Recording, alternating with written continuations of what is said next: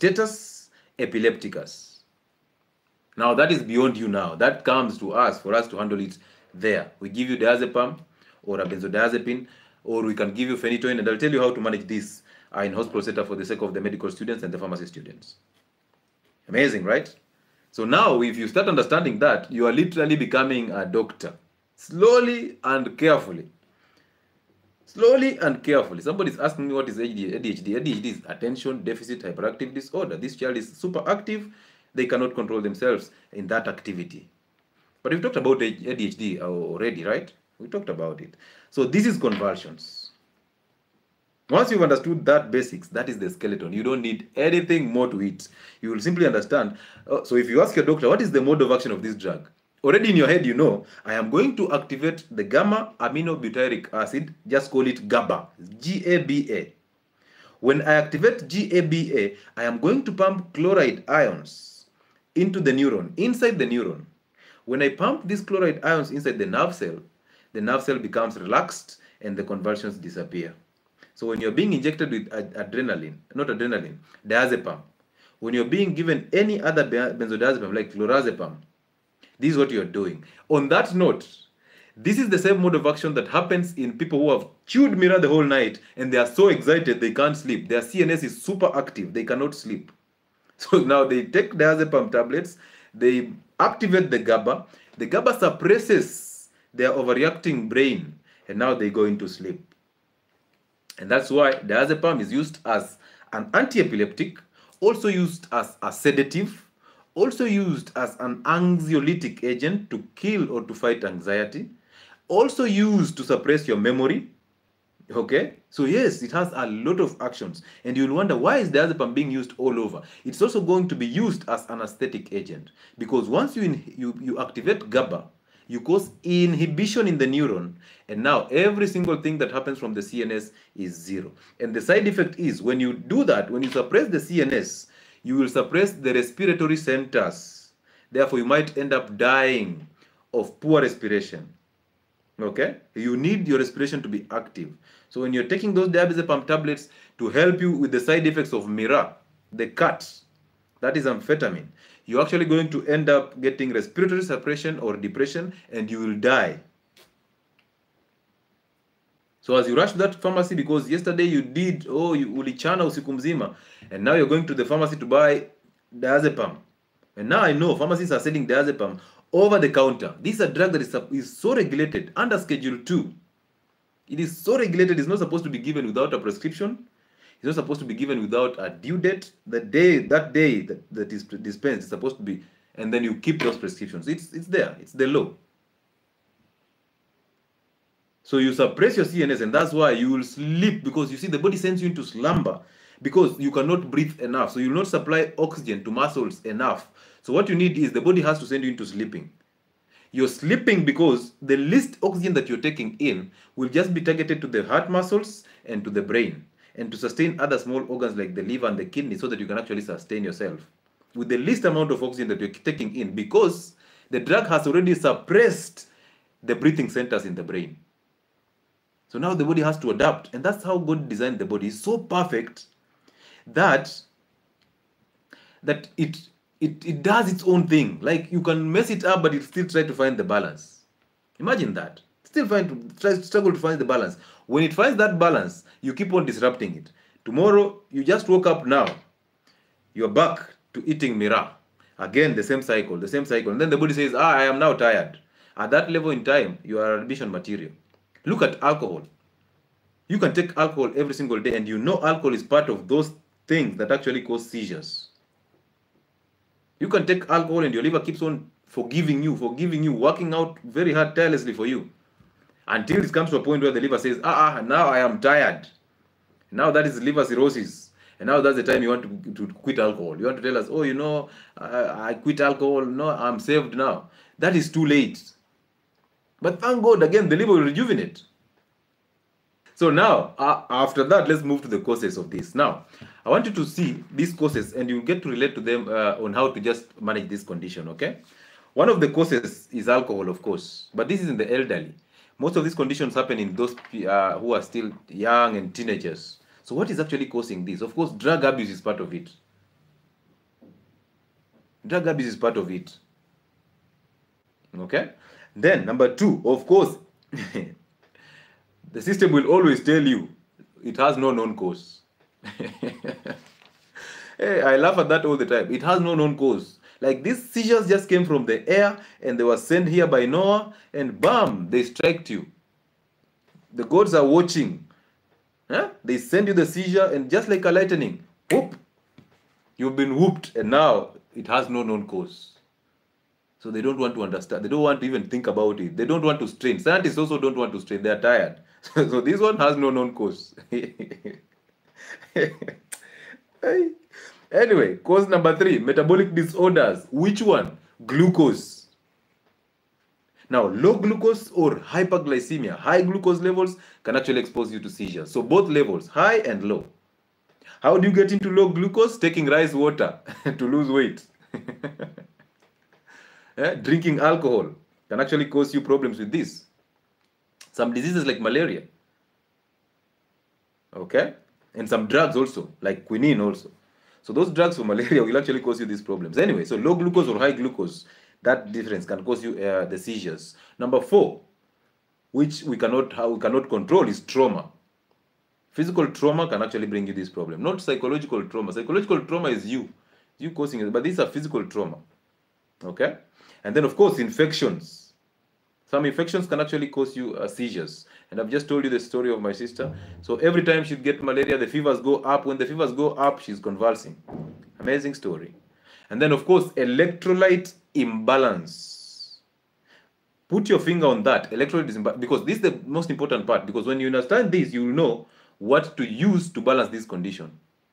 Because we don't want to go these drug directions. Because again, these drugs, you will see, they are very toxic.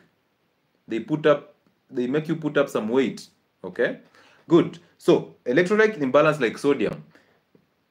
So when you have high sodium levels, you will end up having this, because you see, we are sending sodium into the cell.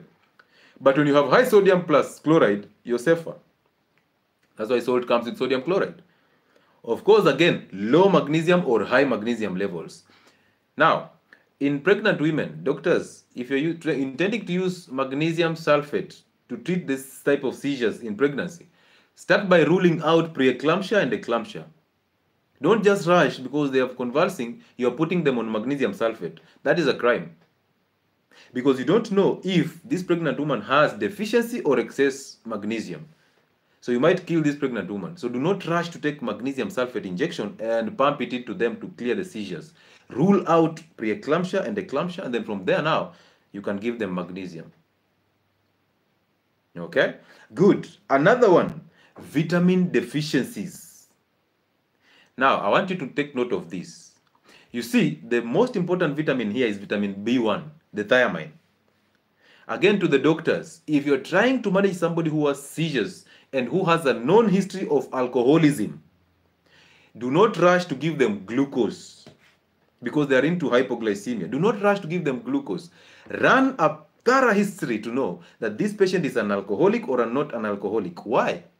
Because when you run a thorough history, this is why I tell you, you will always find the diagnosis before even sending them to the lab, as long as you do thorough patient examination and patient history, and even medication history. So some doctors, because this guy has come here, he's fainting, he's convulsing, and he's been told that, you know, this guy, we just picked him in the trench along the road. So we brought him here because he's convulsing. And then you are quick there to just pump in glucose, 50%, because you're thinking, because he smells alcohol, you're pumping in glucose. You will end up killing this patient. What you need is vitamin B1 injection first for them, because remember, alcohol depletes vitamin B1. And again, vitamin B1 deficiency is the cause of convulsions. Look at that. Amazing, right? So when you're looking at that liver and avoiding that liver, telling us that this liver has the toxins, the liver accumulates toxins, so I cannot eat liver. You know, I don't eat eggs because they cause me skin rashes and all that. You are losing out on vitamin B1, and you might give birth to children who are having these convulsions. So this is to the pregnant women. Eat eggs, eat the liver. You need vitamin B1 to help your child in prevention of infantile seizures and even to prevent these conditions like epilepsy in future. So pregnant women should eat eggs, should eat the liver, should fast. Vitamin B1 is called thiamine. You will also realize that drugs for epilepsy will cause you mineral deficiencies like vitamin B9. And this is the reason why when they are given Tegretol, which is called carbamazepine, some of them are given with folic acid. Now, just remember this, that folic acid is not folate. Folate is the active and the natural form of vitamin B9. It is not the tablet. That tablet that you take, those yellow tablets that you take, of folic acid, those are folic acid. They are synthetic, they are made in the lab. They are not natural sources of vitamin B9. And the body struggles to convert that folic acid into methylfolate, the active ingredient. And for the ladies, as you age, as you grow into adulthood, most of you, actually 65% of adult women, do not have the enzyme that actually converts folic acid into methylfolate, the active ingredient. So imagine, as a pregnant lady, you're taking the iron supplements. Oh, I want to protect my child from getting the spinal cord defects or the neuronal tube defects, because you've been told by the system that folic acid tablets are going to help you control or prevent the occurrence of neuronal tube defects. You're lying to yourself, because I told you, as you take those folic acid tablets, one, they are synthetic, so the body struggles to assimilate them. You need natural sources of folate, which is in the beans, which is in the liver, which is in the egg yolks. Imagine, natural sources, and they are very available, but you don't want to, right? So as you take that folic acid supplement, you're actually taking it after the brain and the spinal cord have already fused, because most ladies start to take this after the 4th week of pregnancy. And you see, the 4th week of pregnancy, in those 4 weeks, the first month is when the brain and the spinal cord fuse. So by the time you're bringing in your folic acid tablets, you're wasting time, because they cannot help this child. The brain and the spinal cord has already fused, and your target is to prevent neuronal tube defects. So what are you doing? And when I say drop these tablets, you're like, oh, you know, these tablets saved me. I'm like, saved you? They were not supposed to save you. They were supposed to save the baby. So if you're intending to take folic acid to protect your baby, that means you're eating very bad diet. You're eating the pizzas. And you'll know how pizza comes to bring problems during this in this condition. So you're feeding on pizza, sugar, all these things, and saying you have the addictions and you have the cravings because the pregnancy is causing you to crave for sugar, which is a lie. You will end up taking the folic acid supplements, and you will take them after the spinal cord has fused. So the side effects will just be prone. Okay, so vitamin B1 is very necessary, and vitamin B9 is very necessary also on this one. This is the definitions for convulsions, seizures, epilepsy, and status epilepticus. 1. Convulsions, when seizures lead to shaking, falling, and sometimes hurting yourself. So you're getting these constant seizures that are prolonged, and you end up falling down, making those jerky movements. That is a convulsion. And convulsions are actually classified into grand mals and petit mals. We've talked about that. You can go back. Epilepsy is chronic, recurrent, unprovoked seizures. 1, they have to be chronic over a long period of time. Number 2, they have to be recurrent. And then sometimes they can be unprovoked. They come from nowhere. Whether it's light, whether it's noise, whether it's smell, whether it's trauma, it's not provoked, like literally, okay? So it comes from anywhere. Sorry, drop the trauma one there. Now, status epilepticus, I've told you have convulsions that are lasting for more than 5 minutes. Now listen, about 10 years ago, status epilepticus was classified, this is where it gets interesting. So status epilepticus was classified as convulsions that will last 20 to 30 minutes. 20 to 30 minutes. So when you're having convulsions that are lasting 20 to 30 minutes, that is now confirmed to be status epilepticus, and now you have to be forwarded to the hospital for care. And then they reviewed that, and they brought that threshold down from 30 minutes all the way to 5 minutes. If you're sharp and you've been here for long, look at it this way. This is the same concept with the cholesterol lie. So we dropped the threshold from 30 minutes to 5 minutes. And if you're a sharp student, you know that if I'm dropping the threshold from 30 minutes to 5 minutes, how many more people am I bringing on board? How many more people am I bringing on board? I want that answer from you guys. If the threshold was at 30 minutes, and then we had, let's say, 10 people who hit that threshold. So 10 people were confirmed to have status epilepticus. Now, I have dropped that threshold. I've told you now, oh, no, no, no. 30 minutes is a long period of time. And by the time these guys are getting to 30 minutes, some of them will be dead. So now I bring that threshold to 5 minutes. So anytime people are having a convulsion that is lasting 5 minutes, they are confirmed to be epilepticus. They are in an emergency. So you tell me, how many people are we going to drag into this status epilepticus state? How many more people? You start seeing what I'm saying. On the cholesterol thing, levels of cholesterol were normal. 240 were very normal. And then, of course, somebody in the big pharma sat down and thought, oh, no way. This is a multi-billion-dollar industry, because if I give them atorvastatin, I'll give them 7 other drugs. So that will mean I'll make a lot of money. So what do? Let's sit down. Let's bring this threshold down through our professors of medicine, through our experts. Let's bring this threshold down all the way to 200. So at this moment in time, cholesterol levels of above 200 are now criminal. You are going to get exposure to heart attack. And look at it, how many people were dragged into this cholesterol story from 240 all the way to 200. How many people joined the crew? Now everybody is being written a prescription for cholesterol drugs. And out of that prescription, 7 drugs are coming in to cover the side effects of that one drug. This is the same idea here. Same idea. So they brought the threshold from 30 minutes to 5 minutes. A lot of people were actually dragged into this. Even those who are convulsing were now confirmed to be status epilepticus. And now it has to be a hospital management where more expenses, more drugs, more expensive drugs, more side effects, and then more drugs for the side effects. This is where I get it so annoying in the healthcare system. So now you go there, it is diazepam. After diazepam, it is phenytoin or phenobab injection. After that is another drug, and then now a list of drugs to just take you home. And that's where the problem came in. So as we go through, simply start asking those minor questions, those small questions here and there, here and there. Okay, you get to understand where all these issues are coming from. So again, as usual, anytime you're in doubt, you go back to the causes of epilepsy. And one, of course, we said, ischemia. So these ones are actually the most simplified ones that you can know. Ischemia means low oxygen levels in the brain. When you have low oxygen levels, convulsions are coming. So what do? Go outside, walk outside, enjoy the sun. That's why I tell you, one of the pillars of healthcare is fresh air. Simply go and connect with nature, walk barefoot, go and enjoy the fresh air from the forests. You need it for your cells, you need it for your brain. You need it to block yourself from getting into seizures and epilepsy. And then to block yourself from getting into the the claws of the big pharma.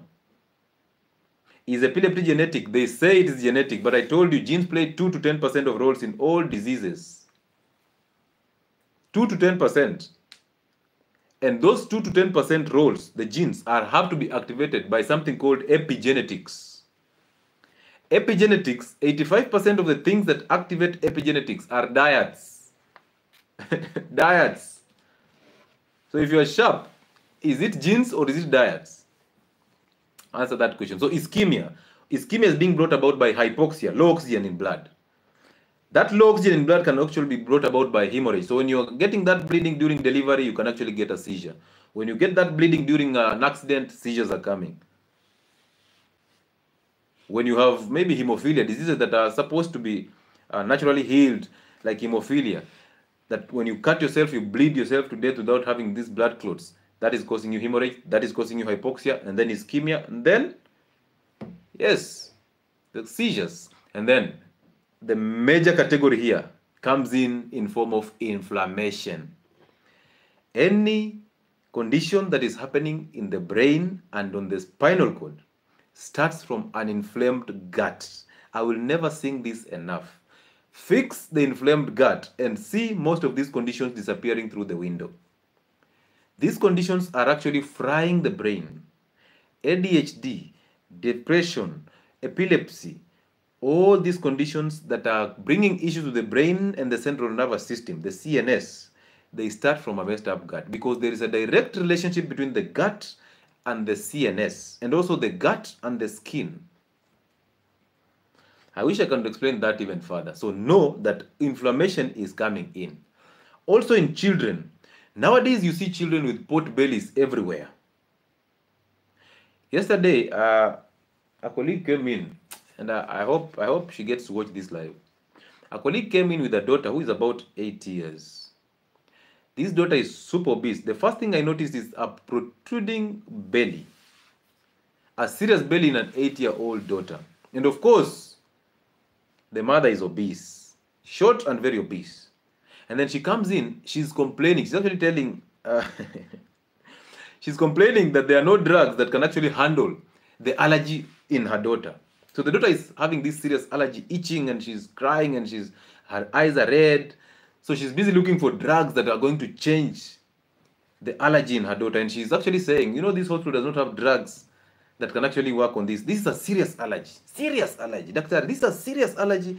And this hospital, I don't know, the governor has eaten money and blah, blah, blah. And I'm like, the governor has eaten money, yes. But is this daughter a governor? What are you feeding this daughter of yours? Why are you blaming the governor and you're blaming the hospital system? You see, we always think that the external factors are what are coming in to help us. But your daughter is obese at 8 years old. Look at her, a protruding belly.